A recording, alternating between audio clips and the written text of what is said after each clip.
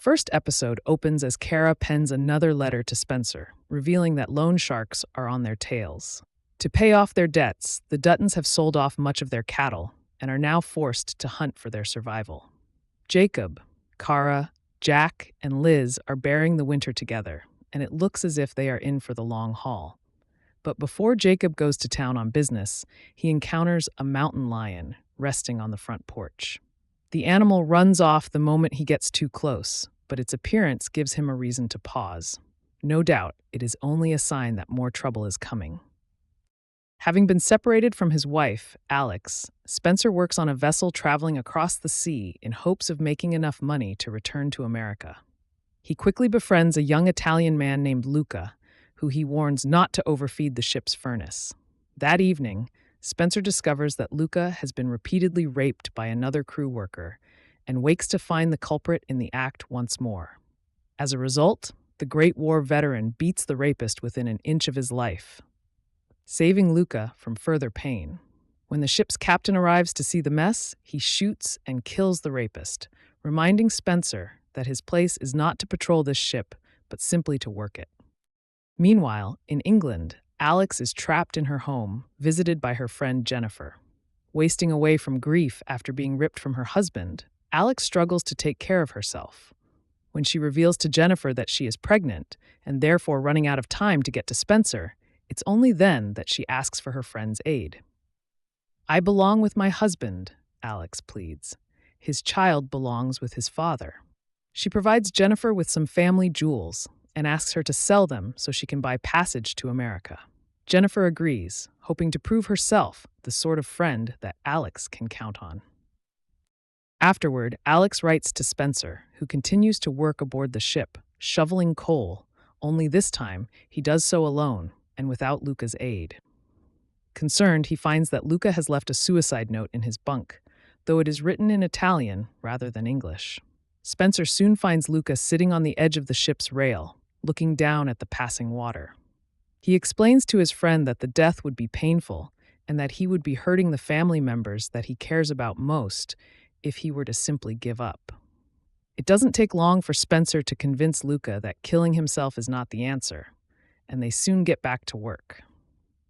Father Renaud travels with the U.S. Marshals in search of Tiana rainwater. Upon stumbling into a small Comanche camp, the Marshals attack the tribe and demand answers about Tiana.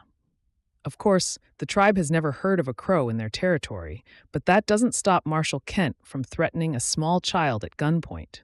This proves too much for Father Renaud, however, who demands that Kent release the child. He does, but only to then run the child over with a horse instead as they leave to continue their quest. Elsewhere, Tiana is on the run with her father, runs his horse, and Pete. As Tiana and her father speak, he tells her that it is the American government's plan to run their people into the ground. "That's what governments want. They want beggars," runs his horse notes. But Tiana doesn't want to fight anymore. She has spent so much of her life fighting already. Nevertheless, runs his horse says the only way to protect what's theirs is to fight back for it. After Pete leaves to go hunting, runs his horse asks Tiana if she is interested in the young man and wants his hand in marriage. She admits as much and decides to reveal her intentions to Pete as well. As Pete is hunting, he spots Tiana, who begins to remove her clothes in front of him. When he follows her further into the woods, they are about to have sex before Pete spots a lone cowboy out in the distance.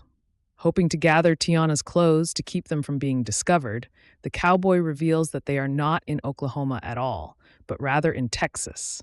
Specifically, they are on a ranch owned by none other than Charles Goodnight. According to the cowboy, no one would mind if Pete was there, and no one would likely ever come looking for them either. With that in mind, Pete returns to Tiana and they pick up where they left off. Back in Bozeman, Jacob, Jack, and the others find themselves in a speakeasy of all places. While there, Jacob meets with Sheriff William McDowell and asks about Zane Davis and his family. At the end of Season 1, Zane, his wife, Alice Chow, and his children were beaten and arrested due to the mixed marriage laws in place at the time. Unfortunately, McDowell can't do much to help, though Jacob yearns to see Zane and his family reunited. Additionally, The sheriff warns Jacob about Whitfield, who hopes to claim the Dutton land by paying next year's property taxes. Jacob may have paid last year's, but he'll need a miracle to see this year's through. Meanwhile, on the ship, Spencer and Luca decide to start a fighting ring among the crew in hopes of earning more money for their travels. After Spencer beats a giant of a man first, he continues to fight more opponents, ultimately earning the pair $420 in total. With more hope than ever, Spencer goes to the deck and looks out as they approach their next destination. Elsewhere in London, Jennifer takes Alex to the docks, having gotten just enough money from the jewels to buy her passage to the New World. Additionally, Jennifer gifts Alex a watch to help her on her journey, hoping that one day she will be able to return it to her. As Alex enters the ship in the tourists section, full of thieves and gamblers, she exclaims that she is now headed toward her next adventure. Second episode begins with Banner and Whitfield taking a jolly drive through the snow. The latter is trying to convince Banner to get his family on board with his new job, especially since all his sheep that he worked so hard to keep are now dead. Thankfully, his harsh lesson is diverted at the sight of some skiers coming down the side of the mountain. Whitfield, smelling a business opportunity, rushes their way. Meanwhile, Jacob, Jack, and Sheriff McDowell arrive at the courthouse to see if they can't sort something out for wagon boss Zane and his family. As you may remember, Zane and his wife Alice were attacked at the end of season 1 for having an illegal marriage. Jacob and McDowell head in to talk to the judge, who has no interest in sparing a bit of humanity for the situation. Thankfully, Jacob convinces him to release the family into his custody, and the two successfully blackmail the judge into doing what they say by threatening to spill about his little booze supply. Back at the ranch, Elizabeth is fetching eggs for the morning when she notices all the chickens have been slaughtered inside their coop. Turns out, a wolf snuck inside and killed them all, and it's still there. Liz makes a run for it, but it catches her outside, biting her ankle. Luckily, she's saved when one of the ranch hands comes running out and scares it away. When they find Cara, she tells him to fetch the doctor, since the wolf may very well be rabid. At the mountain, Whitfield does a little bit of interrogating with the Norwegian skiers. As soon as he finds out that skiing is a marketable and profitable activity, you can practically see the cogs turning in his head. "I can sell that for a fortune," he tells Banner. Together, Jacob and Jack collect Alice and the kids. Unfortunately, Zane is a little worse for wear, still unable to walk after his brutal attack. But Jacob is determined to get him back to the ranch. On Tiana's side of the country, she and Pete are only just returning the next day from their tryst in the woods. They tell Runs his horse about the cowboy they encountered. Weary of trusting a stranger, he tells them he'll head up to the ranch and double-check with the rancher if they can stay there. Meanwhile, Tiana's hunters, Father Renaud and Marshal Kent, arrive in town to meet Mamie Fawcett, the local deputy marshal.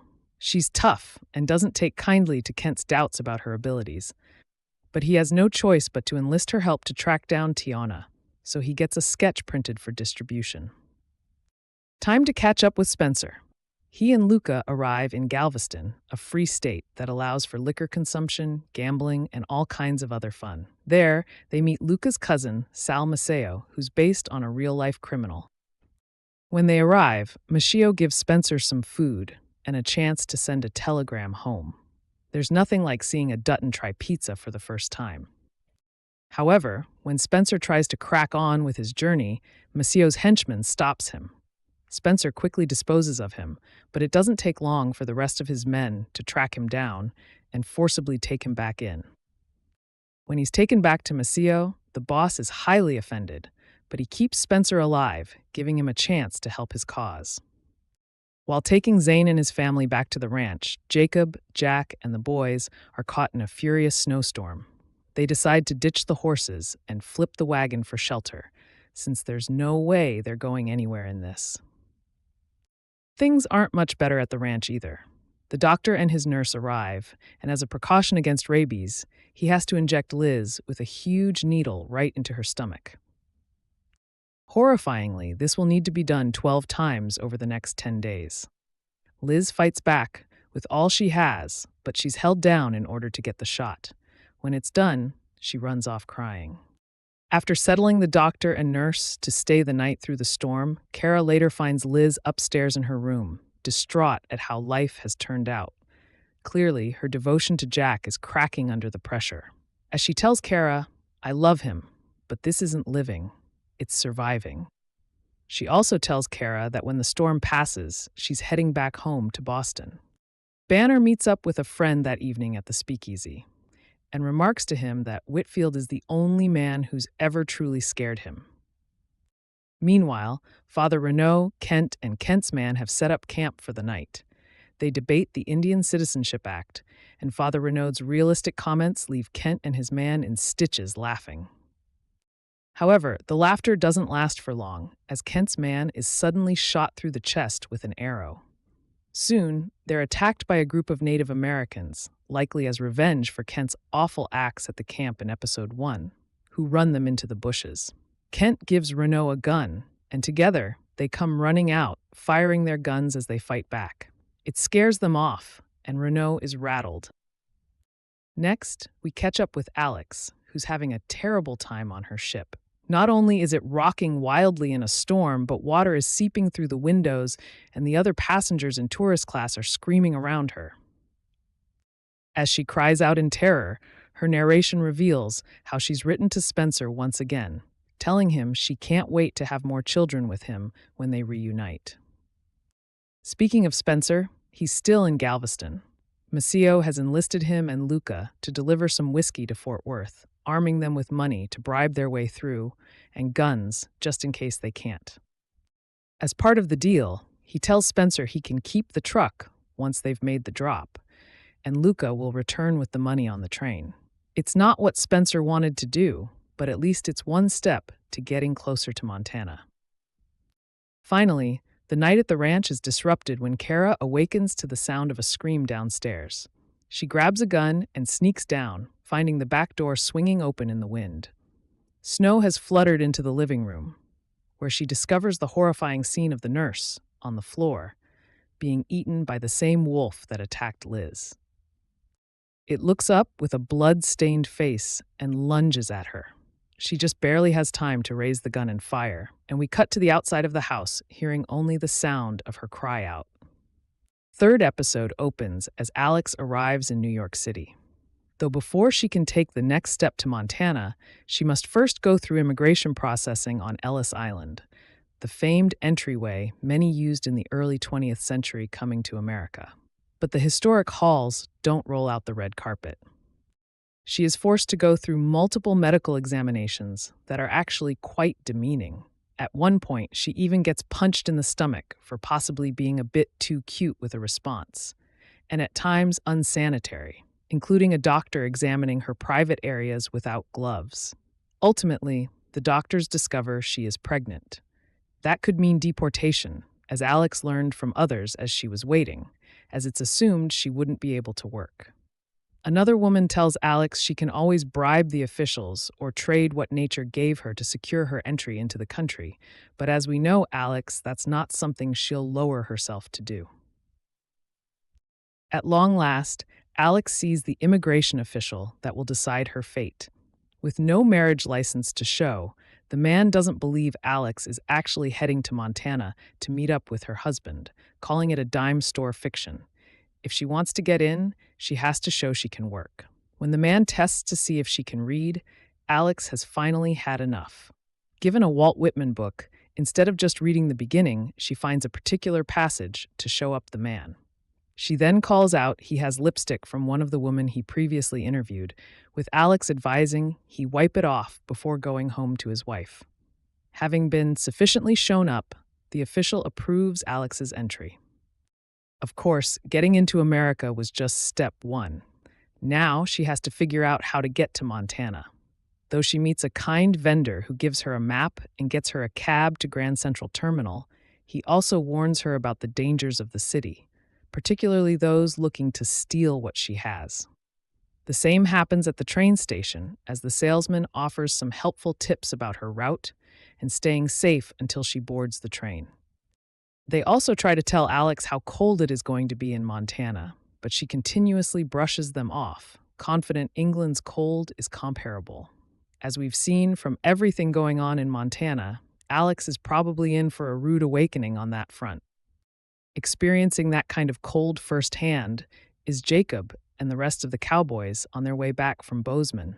Though they survived the night in the wagon, they need to find the horses and get a fire going so they don't freeze. Though briefly suggesting they leave him behind, Zane tells Jacob to use the wagon for firewood as he'll tough it out and sit a horse the rest of the way to the ranch. At the ranch, Cara, who killed the rabid wolf, now has to give some hard lessons to Elizabeth, who still fights getting the rabies shot. Cara gives her a good slap and tells her the alternative is being shot when the rabies drive her mad, admonishing her to start acting like a grown woman.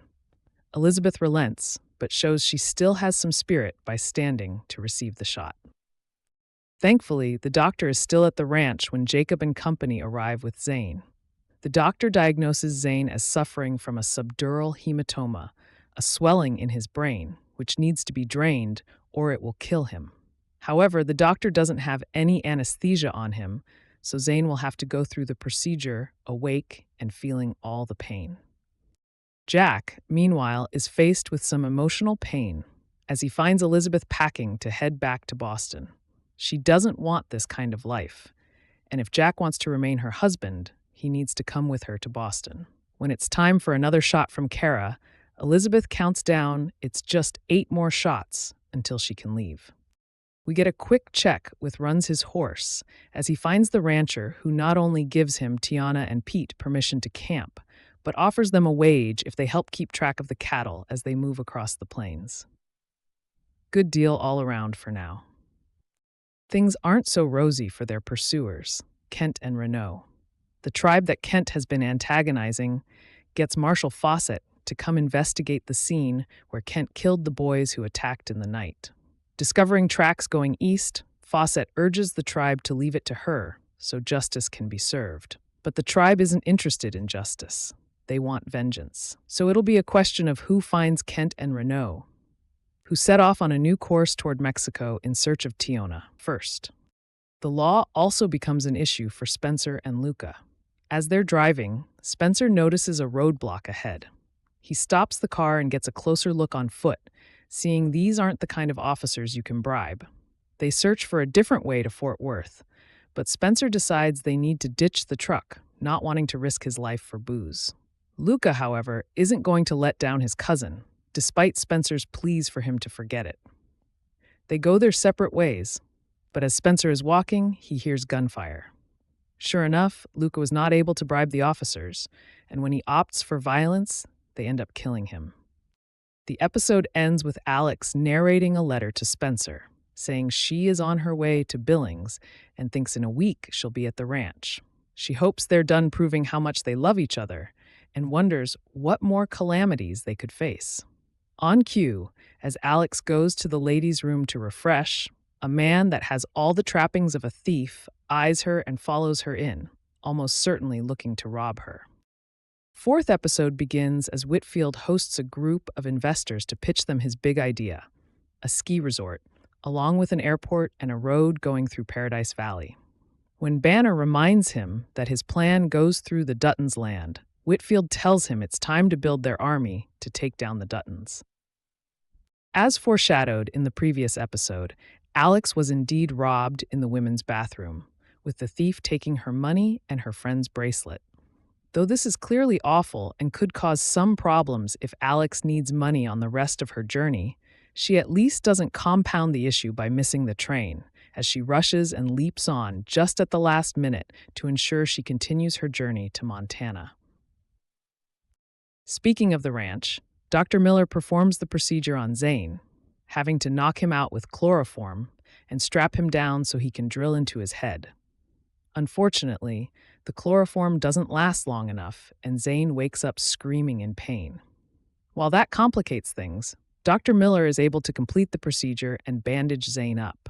When Zane sits up, the pain he was feeling has eased. He's even able to get up and walk, meaning the procedure was a success. He quickly asks Jacob if they're going to go after who did this to them. Jacob confirms that's the plan. Of course, Dr. Miller still has one other patient in the Dutton house, Elizabeth. When Jack tries to tell Elizabeth what happened with Zane, she says she doesn't want to see him unless it's about her getting her rabies shot, allowing her to be one step closer to leaving. Jacob decides to talk with Elizabeth to see if he can help the situation. He understands her situation, admitting this winter has been extremely hard and that even he's tempted to leave and come back in June. But he tells her Jack couldn't accept her request to leave the ranch with her, as that would mean abandoning his family and his way of life while they're under attack. He hopes she understands that and that she will choose to come back to Jack when the winter is over. Elizabeth thanks Jacob for his understanding. It's then time for Elizabeth's next shot. It causes her intense pain still, which alarms Cara. It turns out there's a reason Elizabeth is having these reactions. She's pregnant. With this news, her spirit is lifted and she has a renewed reason to stay. Jack is, of course, enthusiastic when he hears. Cara, happy but cautious after Elizabeth's previous lost pregnancy, asks Dr. Miller if there's any threat to the baby from the vaccines. But the doctor assures Cara there is no risk with the vaccine impacting the pregnancy. Checking in with Spencer, he is walking along the roadside to Fort Worth when a police car pulls up alongside him. The sheriff tells Spencer to get in the car, telling him he can be arrested for vagrancy or simply be driven to the train station. Turns out the deal is worse than that. The sheriff takes Spencer into the woods where other officers are waiting with the truck he and Luca were transporting the booze in. The sheriff tells him that Luca spilled all the beans before he died, so Spencer's choice is spend the next 5 years in jail for bootlegging or help them run a sting operation by delivering the truck to its destination, after which Spencer would be free to go. That not being a real choice, Spencer agrees, driving the truck once again with an officer in the front and others hidden in the back. When they get to the drop-off, one of the other bootleggers asks where Luca is. The officer says he killed him and then shoots and kills the bootlegger too. The other officers bust out of the truck and attack the criminals, while the rest of the officers arrive to help. As chaos goes on around him, the sheriff reneges on his deal and cuffs Spencer to the steering wheel of the truck. Spencer is able to grab his things and shoot the handcuffs off. He drives the truck into the police cars to make them unusable and then takes off for the train station. Though the sheriff gives chase, Spencer is able to hop onto a train. Unfortunately, there are other vagabonds in the boxcar he chose, 2 men and a young girl, who demand a train tax. Even though Spencer has no food or money, they warn he'll have to pay something. Spencer takes out his rifle to stave them off, but the man who calls himself the tax collector says sooner or later Spencer will fall asleep, and that's when they'll get him. Banner returns home to tell his wife of the opportunity that lay at their feet if they work with Whitfield, but that it also means they would have to destroy another family to take it. He is clearly conflicted, but his wife tells him that is how wealth has been built throughout history. Now it's their turn to, as they say, steal a castle. Returning to discuss things with Whitfield, the scheming businessman reveals a new detail to use in their plans. He shows Banner there's a county on the border of Montana and Wyoming that consists of no town, has no sheriff or population, meaning no trial, no jury. However, Banner gets rid of the Duttons. This is where to drop them. And thus, the train station was born. Meanwhile, in Texas, Tiana runs his horse and Pete help the cowboys herd cattle. When they're done, they eat at the fairgrounds where a rodeo is going to take place.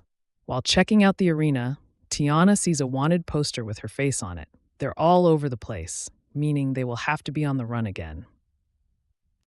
After staying up all night, Spencer appears to have outlasted the tax collector. Unable to keep his eyes open any longer, Spencer gives in and nods off. However, the tax collector was just faking as he quickly wakes up and gets the others. They slowly approach Spencer, with the young girl placing a blade at his knife while the tax collector moves to grab Spencer's rifle. This wakes Spencer, but the tax collector thinks they have him dead to rights.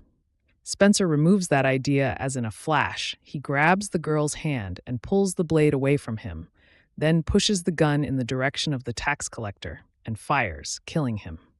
Spencer is then able to kill the other man and knock out the young girl. But that's the end of the train for him. He jumps off and continues his journey home on foot once again. Fifth episode begins as Father Renault is forced to enter a saloon to confirm that Tiana is a killer after Kent finds the rancher she was riding with. When the rancher asks why Tiana killed two nuns in their sleep, he conveniently leaves out how the school was abusive to Tiana and the other girls, instead calling Tiana evil, and evil does not need a reason. This ultimately convinces the rancher to help, taking Renault and Kent to the fairground where he last saw Tiana. From there, Kent picks up their tracks heading into the plains. Kent is confident they'll be able to track them down, and he and Renault ride off in pursuit. Kent's tracking skills are on point, as indeed Tiana runs his horse and Pete are riding through the plains, hoping to cross over into New Mexico before heading down to Mexico. After riding for some time, they need to rest the horses, and Pete goes to look for water. He promises Tiana that he'll be back soon. Tiana is beginning to lose hope they'll ever be able to escape, noting that great chiefs like Geronimo weren't able to escape the white man. Runs his horse is confident they could have, but they wouldn't leave their people behind. But that's why they'll escape, because they're out of people to leave behind. They're the last ones still fighting. Just because Alex made her train after being robbed in New York doesn't mean things are getting any easier. She realizes her ticket does not cover meal service. So after pleading with the porter, he helps her get a job as a waitress in the dining car, where she can work off her meals. Her first shift goes all right until she accidentally spills on a man when the train rattles. He wants her to dab him dry, grabbing her hand and placing it over his privates. Alex is able to pull away, but she is clearly rattled. When Alex returns to her cabin, the young mother she shares the room with tells her this experience is forcing Alex to realize there is no royalty in America. You have to make, marry, or steal your way to a better life. Ultimately, she doesn't think Alex has what it takes, hoping she bought a return ticket. Alex asks why the mother thinks she's cut out for it. The mother says she's not concerned for herself. She's only concerned for her two sons, believing mothers can endure anything. Alex is back to work for breakfast. There she serves an English couple, Paul and Hillary, discussing the world's events, who pick up where in England Alex is from and correctly guess she is on an American adventure despite her parents' protests. The husband says he admires her spirit and gives her a nice tip. Unfortunately, Alex also is forced to serve the same man she spilled on, and this time he goes even further, purposefully moving his cup to the edge of the table so Alex has to stand as close as possible to him. He puts his hand up her skirt and touches her privates as she pours him coffee. Alex freezes, a tear rolling down her face until she can't hold back any longer. She bashes the man's face with the pot, leaving him bloodied on the floor. Alex is put into a holding cell on the train. She explains the man assaulted her to the conductor and manager, but Alex's fate is going to be up to the Chicago police now. Spencer is resting under a tree when he is woken by Marshal Fawcett, who wants to know what he's doing out there. When he says he's trying to get back to Montana, she is suspicious of all these people from Montana roaming around, so she wants to bring Spencer in to confirm his identity. If he's telling the truth, they'll put him on a train to Montana. At the sheriff's office in Amarillo, Texas, Fawcett calls Sheriff McDowell, who not only confirms he knows Spencer, but says he is a Medal of Honor winner, something Spencer didn't even know. McDowell talks with Spencer, warning him about coming back just to start a war. But as Spencer understands it, the war has already started, and he wants revenge against the men who killed his brother. When McDowell speaks with Fawcett again, he compels her to find a way to detain Spencer to keep him from causing trouble. But Fawcett says she can't detain a person for what he might do. After they hang up, she tells Spencer he is free to go. Making good on getting him a ticket, Spencer boards a train for Montana. though he can't help but ask the ticket attendant what else has changed about America since he was away fighting for it. Banner, Clyde, and another cowboy check out the train station. Banner explains how there's no judge or jury, making it the perfect place to put all the Duttons after they kill them. But the first body they dump belongs to Cindy, Whitfield's former sex worker. Whitfield's other lady, Lindy, heads into Bozeman to find a replacement for Cindy. She sets her sights on a blonde, explaining that with Whitfield she'll make in one night what she would typically make in a month. All she has to do is deal with Whitfield's big appetite and the theater he enjoys in the bedroom. Giving her a kiss to help seal the deal, Lindy convinces the blonde to join her. After arriving at the Chicago station, the police are ready to arrest Alex for assaulting the man based on his version of the story alone. But the British couple Paul and Hillary from the train come to Alex's defense, testifying the man sexually assaulted her and Alex was only defending herself. With this info, Alex is uncuffed and ultimately the man is arrested. Alex immediately has to go from dealing with her assaulter to dealing with a potential thief, as she spots the mother on the platform trying to make off with her things. Alex runs her down and takes it all back. The woman says Alex will understand if she ever has children, but Alex already does, putting the woman's hand on her stomach to signal she's pregnant. Though she avoided catastrophe with those situations, Alex gets hit again when she sees her next train has been canceled because of snow on the tracks, with no idea when it will depart. This leads to Alex breaking down in the station lobby until she runs into the British couple once again. They invite her to stay with them and get a much-needed respite from her adventure. Alex accepts. As Pete continues to search for water, he eventually spots a deer, which leads him to a small pond. Unfortunately, Renaud and Kent also found the pond. They spot Pete and immediately give chase. But because Pete wasn't able to get his horse water, it eventually collapses due to exhaustion. He scrambles to get his rifle to defend himself as Kent quickly approaches. The two open fire on one another, but we don't see who wins this shootout as screen goes to black. Sixth episode begins with the Duttons sitting down and eating dinner with their new arrivals. There's obviously a lot more mouths to feed, and Zeke is itchy to get out and start riding again. Jacob has his reservations about this, but does note in a touching scene that this is the first time since the war that every seat has been filled. Outside, though, the sheriff shows up with big news. He's spoken to Spencer, and unfortunately, those switchboard operators have loose lips. Spencer's warmongering is not going to go over well with Whitfield when he finds out. He could kill Spencer, and that really will spark a war. Meanwhile, Father Renaud and the detective look over Pete's body. Turns out those shots last episode came from the detective, as he's killed the guy. Renaud has his doubts over whether this is the right way of dealing with this, pointing out the bloodshed in his wake. As Renaud himself mentions, the detective has been tasked with bringing justice to a murderer, not killing innocent men and women. This is the final straw for him, so Renaud shoots the detective dead. Tiana can sense something is wrong, as Pete hasn't come back, so she intends to follow the tracks and find him in the morning. News of Spencer's return spreads across to Banner, who tries to shrug off the man's accolades. He intends to stop Spencer before he can rejoin with the Duttons, organizing the troops to wait at the train station and kill him as he gets off. After, Banner is going to turn his attention to the rest of the family and kill them too.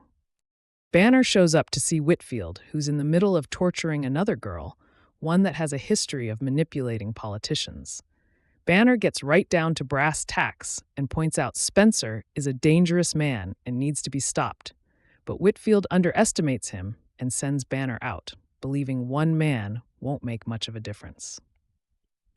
Jacob also rallies the troops and intends to stop Banner Creighton's men before they can kill Spencer. Well, Jack rides out after Jacob and his men to Livingston, which is where Spencer is also heading given the bad weather.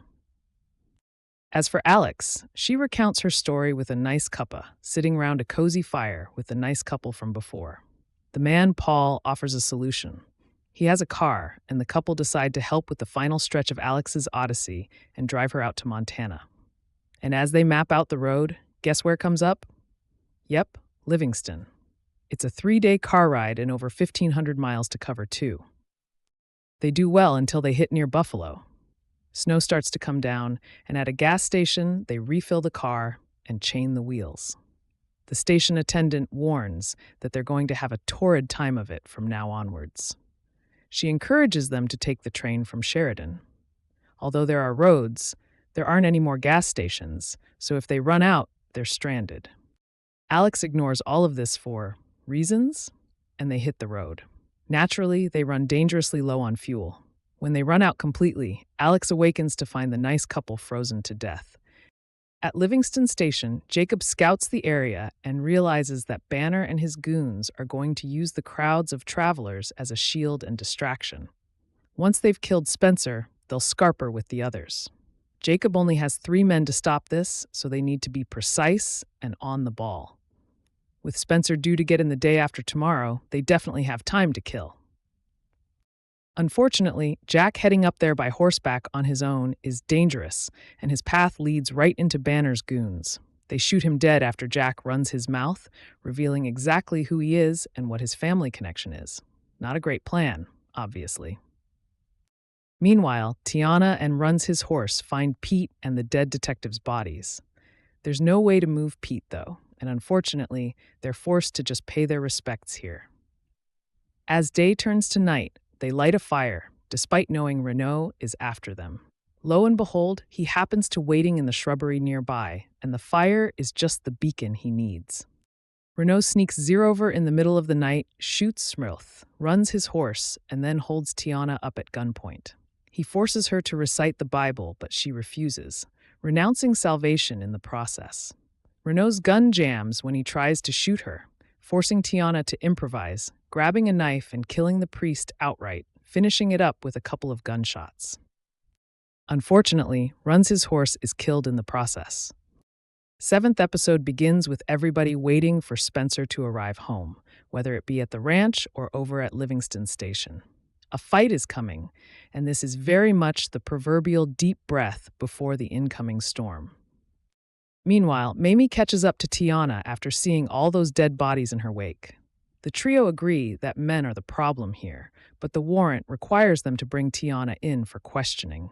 Mamie is willing to let her go until Tiana fires on them, which is a stupid idea. A chase ensues, leading to Tiana being captured. She's promised a fair trial, but Tiana points out the unjust, inhumane way she's been treated and doesn't shy away from the murders. However, she does justify her actions by the horrors she went through. Banner shows up at Livingston Station, deciding he's going to hightail it and leave town forever. Why? Well, it's due to Whitfield's cruel, sadistic torture of those girls. He wants no part of it, but Jacob refuses to let him go, pointing out he started this and needs to see it through until the end. Eventually, they compromise, with Jacob agreeing to let Banner's kid and wife board the train away from this. In exchange, Banner reveals that the fight is coming on more than one front, hinting that the ranch is also going to be hit. Lo and behold, that's precisely what happens as Banner's men come over the ridge and begin fighting. Gunshots ring on the horizon, with Cara grabbing the hunting rifle and taking center spot while the group work to try and defend the ranch. Alex finds herself continuing to struggle in her icy tomb, with the car a less than ideal spot to try and wait out the storm. She grabs whatever clothes she can before bracing the ice and the wind, including letters, a newspaper, and a lighter. Her intention here being to start a fire.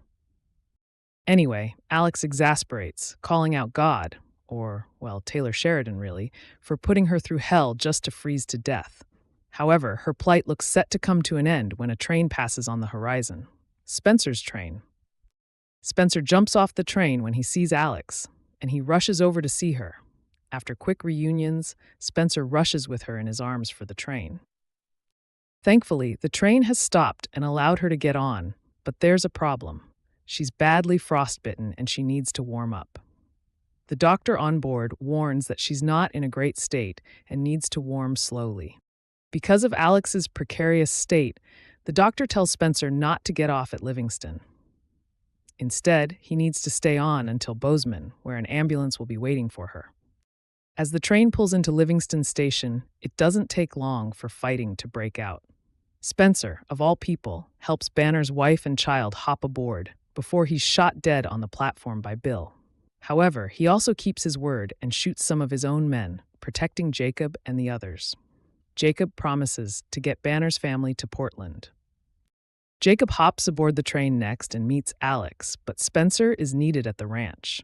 Jacob hangs about too, given he's shot through the stomach, and they both head off to the hospital together. Rallying the troops, Spencer says goodbye to Alex and races back to save Yellowstone. Unfortunately, Whitfield's men have been waiting for the cover of darkness, and now that they have it, they attack. There's way too many men for those at the ranch to fight off, and they attack in their dozens. Just as predicted, they set the place alight with Molotovs, but the group do manage to put it out before the whole place goes up in flames. Elizabeth does her part to help too. Spencer does eventually show up with more reinforcements, but he doesn't really need them. With dual pistols and a lot of ammo, he heads on inside and does his best Tomb Raider impression, taking out all the men. In the aftermath of this, they soon realize that Jack is dead, but while the foot soldiers are gone, the big boss is obviously still alive. When Spencer learns of Whitfield, he prepares to strike back. At the hospital, Jacob is patched up while Alex gives birth. The child is obviously premature and in a precarious state, while Alex badly needs surgery to amputate her frostbitten limbs. However, Alex refuses and holds on to her babe. Alex chooses the name John, named after his brother, before stubbornly deciding that passing away is a better option than trying to raise a child with amputated limbs. Spencer and Cara soon show up as well, and while Spencer holds Alex and the babe sleeping all night, Alex passes away. The baby is thankfully okay, but it also fuels Spencer's anger and desire for revenge. Spencer shows up at the estate, shoots Lindy dead, and confronts Whitfield. After making him say Alex's name, Spencer shoots him in the head and burns the estate. Meanwhile, Tiana faces trial before a judge, but she's absolved of wrongdoing given the lack of witnesses. She's free to go, and after being given a horse, rides off to parts unknown in search of a new home. With the ranch saved and Whitfield dead, Elizabeth decides to leave, given her reason for being here is gone. She says goodbye to Cara, while Jacob speaks to Spencer and decides not to ride out with him. He's going to look after Spencer's grandson instead, knowing that his time of gallivanting off and gathering is coming to an end. He stays with Cara and refers to Alex as a shooting star. As Jacob and Cara sit together, narration confirms how this story ends. Spencer never remarries, but he does wind up with another son thanks to the comfort of a widow. Alex's memory never fades for Spencer, still as raw and painful as before, reinforcing that she's his one true love. When Spencer does eventually pass away, he's reunited with Alex once more, and the pair finally get the happy ending they always wanted, bringing this story to an end.